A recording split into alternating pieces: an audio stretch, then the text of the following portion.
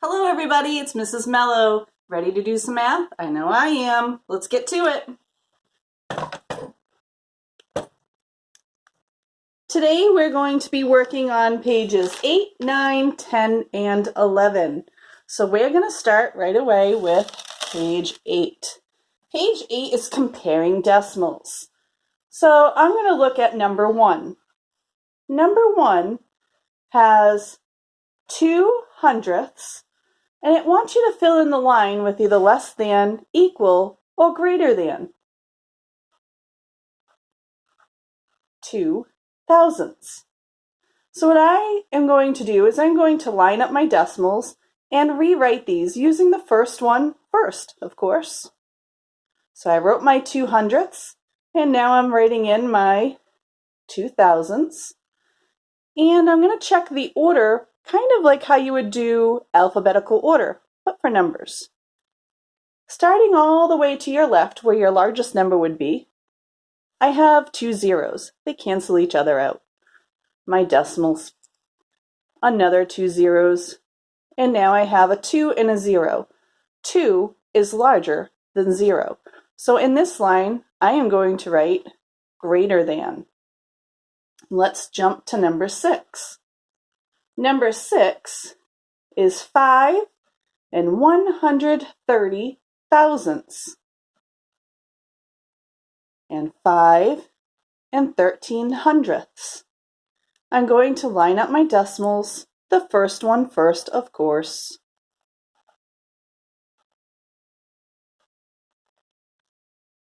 I have 5s in my 1 place, so that doesn't help me.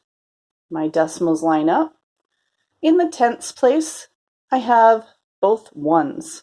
Again, doesn't help me. I go to my 100ths place. They each have 3s.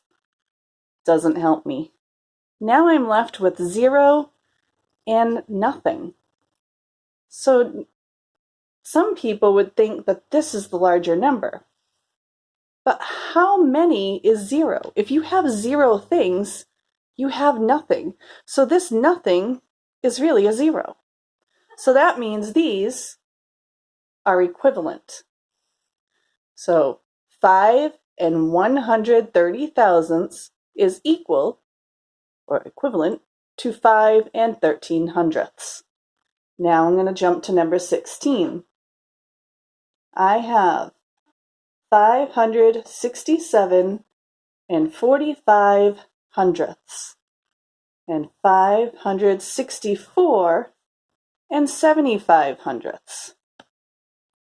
Now this one, if you're not very careful, you might get wrong. A lot of people will just look right after the decimal and they see a 45 and a 75, and they'll think that this number is larger. But let's see, once we line up the decimals, if that is the case. 567 and 45/100ths. 564 and 75/100ths. Starting to the left at the largest place value, which in this case is the hundreds place, I have 5s. It doesn't help me. 6s in the 10s place. But in the 1s place, I have a 7 and a 4. So this is right away telling me that this first number is greater than the second number. I don't even have to go into my decimal land for this one because the whole number side of it, 567, is larger than 564. We're going to do number 18 on this one. 5 and 346, and 5 and 4/10ths. Now again, some people may think that this is the larger number because it has more digits. Let's see if that's the case. 5 and 346 thousandths, 5 and 4/10ths. Starting at the left, in this place, my 1s place, they both have 5. My decimals, and then in my 10ths place, I have a 3 and a 4. 4 is larger than the 3. So in this case, I would put in less than. If you were able to do these 4 problems, I have no doubt in my mind that you can do the rest of that page. So I'm going to slide down now on my computer to the next page, which is rounding decimals.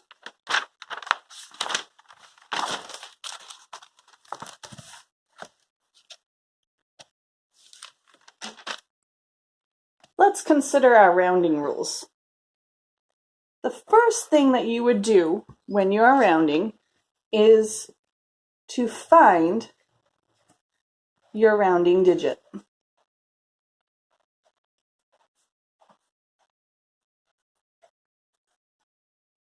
Then I'm going to look at the digit to the right.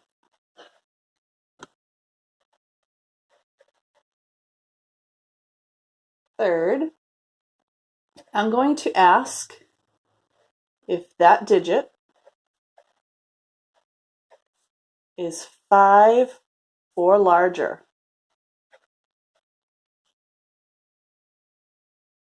If not,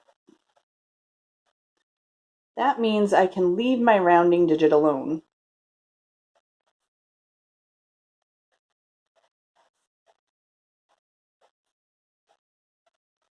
If yes, I'm going to increase my rounding digit by 1. And then the last thing I'm going to do is turn all digits to the right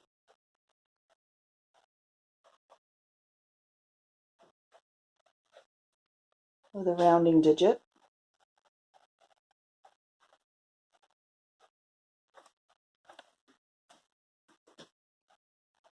to zeros. Now, I know that looks kind of complicated on my paper here. However, we're going to do some of these examples. Okay. Number 1. It gives us the number 32 hundredths, but it asks us to round to the tenths place. So the first step, find your rounding digit. I need to find my tenths place. This is my ones. Now I'm in my decimal area, and this is my tenths place. So that is my rounding digit. I'm going to look at the digit to the right, which is a 2. I'm going to ask if that digit is 5 or larger. 2 is not larger than 5, so this is a no. I'm going to leave the rounding digit alone, so he's going to stay a 3. So it's going to be 0.3. The beginning is going to stay the same. Then we're going to turn all the digits to the right of the rounding digit 0. So this 2 becomes a 0. But since they asked us to round to the tenths place, that's where we can end it. So we can write its equivalent. Instead of saying 30 hundredths, we can put this as 3 tenths. Let's go to number 7. Number 7 has 1 and 79 hundredths. Excuse me, 1 and 79 thousandths, but they want us to round to the hundredths place. So the first thing that I'm going to do is remind myself what I'm doing here. I'm going to the hundredths place. This is the ones, my decimal, tenths, hundredths. So I'm found my rounding digit. I'm going to look at the number to the right. Is this 5 or larger? It is. So my rounding digit is going to increase by 1. So I'm going to write everything up until here the same way as it is. 1 and 8 hundredths. The rest turn to zeros. And again, I can write its equivalent because they only want the hundredths place. 1 and 80 thousandths is equivalent to 1 and 8 hundredths. We're going to do number 14. Number 14 has 12 and 5/10, but they want us to round this to the nearest whole. The nearest whole is they only want a whole number. They don't want anything in the decimal land. They don't want anything after this decimal. So they're essentially asking you to round to the ones place. So my rounding digit is the number 2. I'm going to look to the number to the right. Ask, is it 5 or larger? Well, it is. It is 5. So I am going to increase my 2. So that becomes a 3. And then everything else would turn to zeros. But again, they want the whole number. So I don't need this part in the decimal. So this 13 and no tenths is the same or equivalent to just writing 13. We're going to go on now to page 10.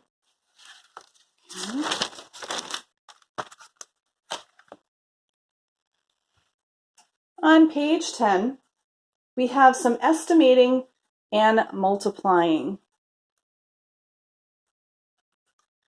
Right on the top directions, it says to estimate first. They always want you to estimate in your head prior to doing any problem, just to make sure that you're on the right track. Okay, so they want you to estimate first and circle all the problems that have a product. And remember, an answer to multiplication is a product. It's a factor times a factor equals a product. Now, I don't know if you picked up on my mistake last video, but when I went to a multiplying question, I had called that first number a dividend because we had just done 3 division problems.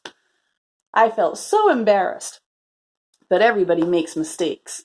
So here we have our factors for number 1 as 132 and the other factor of 34.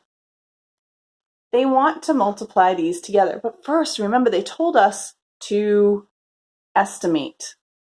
Okay, so I need to say that 132 is close to 130, and 34 is close to 30. Forgot to write the 0.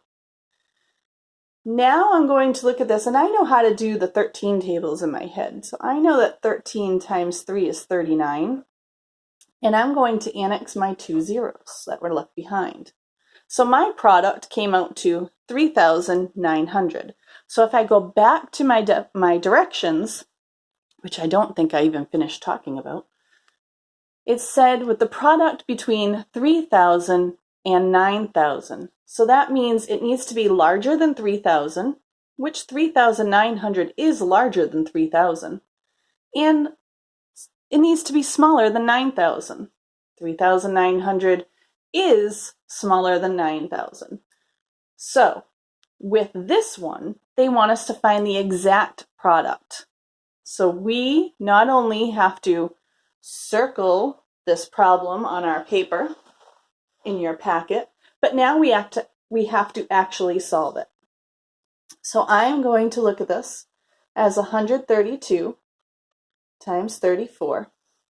And I'm going to kind of pretend that that 3 is not there right now, because this will help me as I solve it. So if I pretend that that 3 is not there, now I just have a problem of 132 times 4. I know that 4 times 2 is 8. I know that 4 times 3 is 12, and I need to carry over. And the 4 times 1 is 4, but I need to add in that 1 to become 5. Okay, so I have done my first partial product. I still have this 3 that I need to multiply.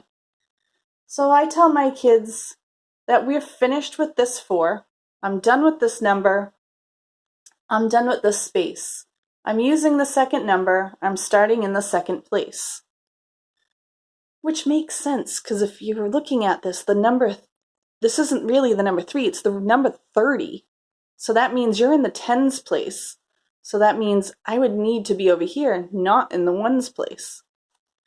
Okay, So as I do this, now that the 4 is gone, I'm going to do the same thing and pretend that it says 132 times 3. 3 times 2 is 6, 3 times 3 is 9, and 3 times 1 is 3. I'm going to add my partial products together. Carry that 1. And I get 4,488. Now, parents, I know that there are a few of my students that like to use a method called the lattice method. And I'm going to show you what it is, and I know it might look scary to you because it's something we were not taught as kids, but for them it makes sense. The only difficult problem is the setup, which a lot of them have gotten really good at doing. So I'm going to come over here and I'm going to create some boxes.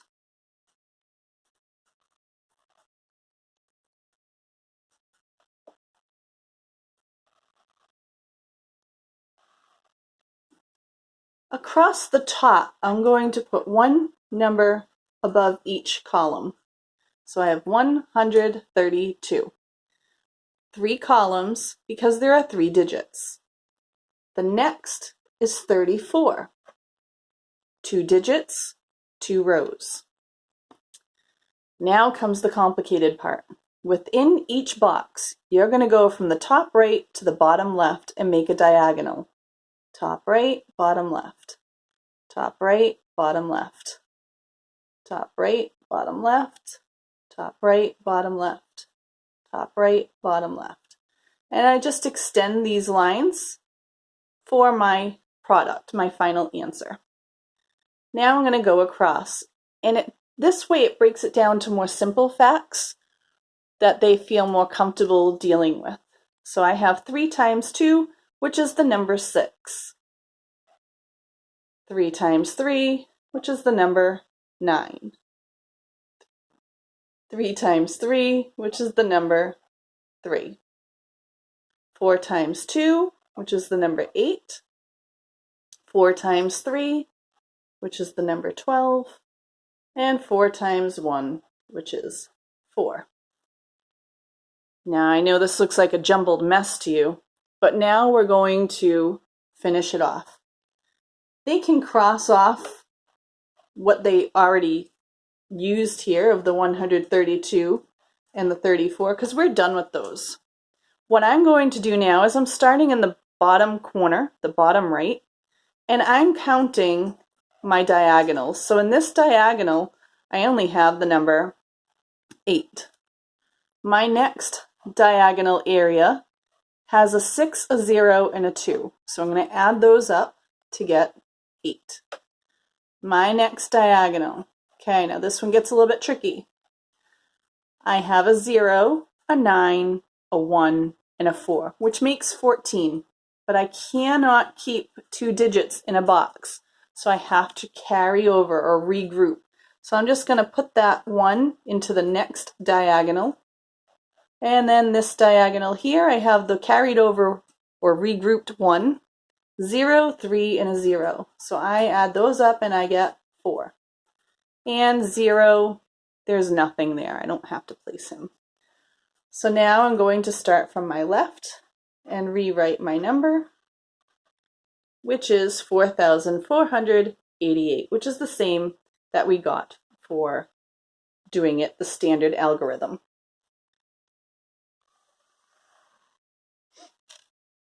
I'm going to jump now to number 10. And number 10 has 216 times 12. So 216 is close to the number 200. And I know my 12 tables, so I'm going to use 12. 12 times 2 is 24. And then I annex my 2 zeros. So I have 2,400 as my estimated product. But they want us to do products that are between 3,000 and 9,000. And since this is smaller than 3,000, I'm done with this problem. I don't even have to solve him. Okay. We're going to go to number 8.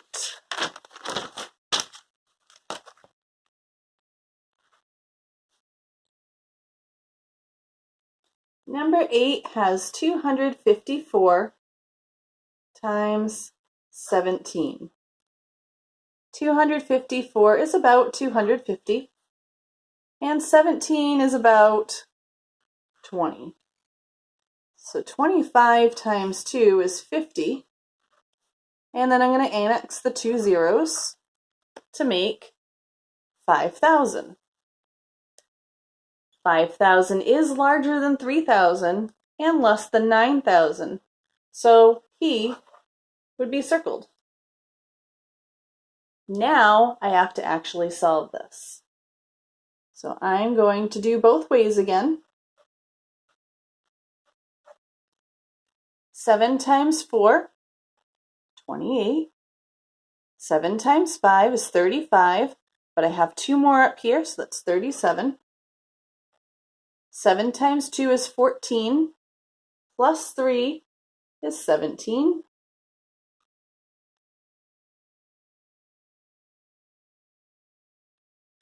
Now I usually do my math in pencil, but with the last video I thought it was a little bit hard to see, so that's why I'm using this dark black pen here so you can see it a little bit better.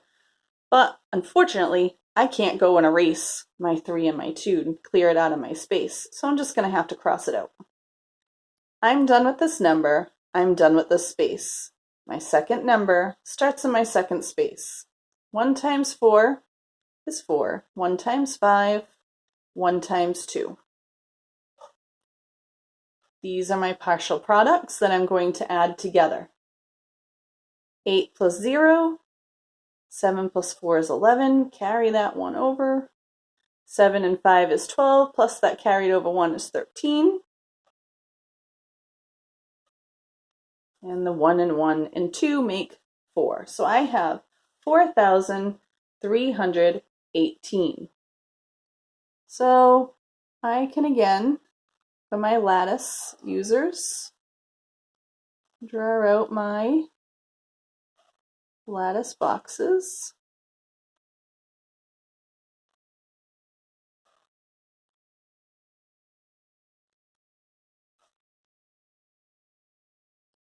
$254 and 17. 1 times 4 is 4. 1 times 5 is 5, and 1 times 2 is 2. 7 times 4, 28. 7 times 5, 35. And 7 times 2, 14. Again, I'm done with my factors. And now I'm going to go through my diagonals. I have an 8, 4, 2, and 5. That makes 11. So I need to carry over or regroup into the next diagonal. 5, 1, 0, 3, and 4. 4 plus 3 is 7. 5 plus 1 is 6. So 7 plus 6 is 13. 2, 3, 4. And nothing. Rewrite your number. And again, we get 4,318, just as we had gotten when we did the standard algorithm. Now, page 11 is just more multiplication. So I'm going to do number 13 with you. Number 13 is 2,417 times 24. 4 times 7, 28. 4 times 1 is 4, plus 2 is 6. 4 times 4 is 16. 4 times 2 is 8, and 1 is 9. Don't forget my place saver. Done with this number, done with that space. Second number, second space. 2 times 7 is 14. 2 times 1 is 2, and 1 more is 3. 2 times 4 is 8. I don't have to carry anything over because it's single. single answer. And 2 times 2 is 4. Now this is important too, because if I hadn't crossed out that 1, I might have thought that I had to do 2 times 2 is 4 and then add that 1. So it's really good to clean up those numbers that you've used. So now I'm going to add my partial products together. 6, 3 is 9, and 1 is 10, so I regroup again. 9 and 1 is 10, plus 8 is 18, so I regroup again, and 4 and 1 is 5. So I get 58,008. Now for my lattice users, we're doing the same thing, but instead of going 3 columns, I will now have 4 columns because my top number has 4 digits. 2, 4, 1, 7, and 24. And again, go left to bottom right, top left, bottom right. Nope, top right, bottom left.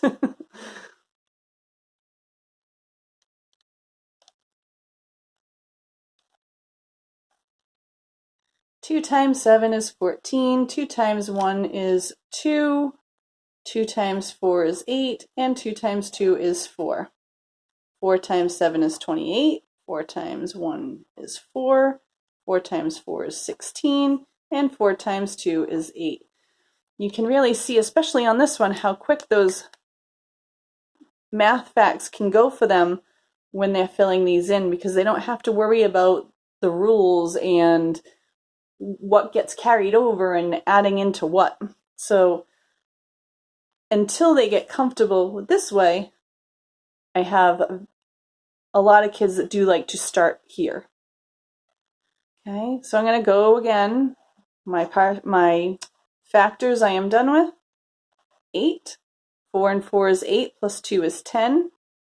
Carry over. 6, 7, 8, 9, 10. Carry over.